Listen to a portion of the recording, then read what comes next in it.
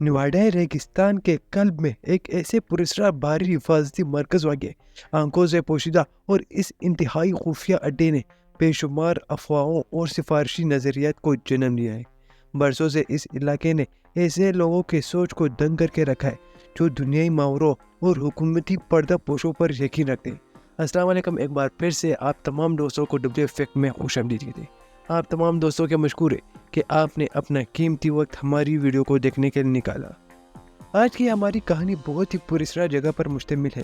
اس جگہ کا نام ایریا 51 ہے۔ جیسے اس جگہ کا نام ہی عجیب ہے، ایسے ہی اس کی کہانی بہت ہی مختلف ہے۔ تو جانتے ہیں ایریا 51 کے بارے میں۔ ہماری کہانی کی شروعات ہوتی ہے ایلیکس نامی شخص سے۔ ایلیکس کون ہے اور ایریا 51 سے کیا تعلق ہے اس کا؟ ایلیکس ایک صحافی تھا جس پر یہ جنون سوار تھا کہ وہ ایریا 51 کے بارے میں دنیا کو بتا دے۔ ایلیکس 28 اگست 2002 کو ایریا 51 کے راز جاننے کے لیے نکل پڑا۔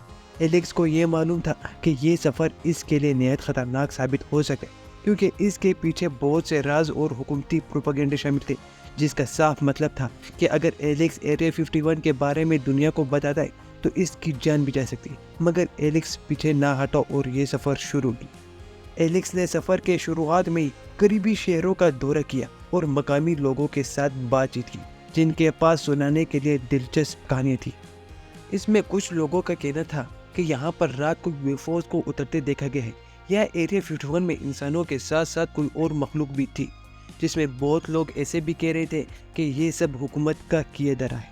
اب یہاں یہ سوال پیدا ہوتا ہے کہ سیکٹر 51 میں UFOs کو اترتے دیکھا گیا یا سیکٹر 1 میں انسانوں کے ساتھ ساتھ ایلین بھی موجود تھے۔ ایک چاندنی رات جب ایلیکس نے ایریا 51 کو دیکھنے کے لیے دور پہاڑ سے ڈیرا ڈال دیا تھا، ایلیکس کی سوچ کی انتہا نہ رہی جب اس نے ایریا 51 میں غیر معمولی سرگرمی دیکھی۔ بے شمار گاڑیوں کا قافلہ کمپاؤنڈ میں داخل ہوا اور اندر سے گہرائیوں میں روشنیاں ٹمٹمانے لگی۔ اپنے کیمرے اور دوربین سے لیز اس نے ہر چیز کو دستاویز کی شکل میں دیکھا۔ اگلی صبح اس نے اپنی چیزوں کا جائزہ لیا اور کچھ غیر معمولی دیکھا۔ ایک پیچیدہ زیر زمین داخلی دروازہ جو چھپے ہوئے دروازے کے نیچے چھپا ہوا تھا۔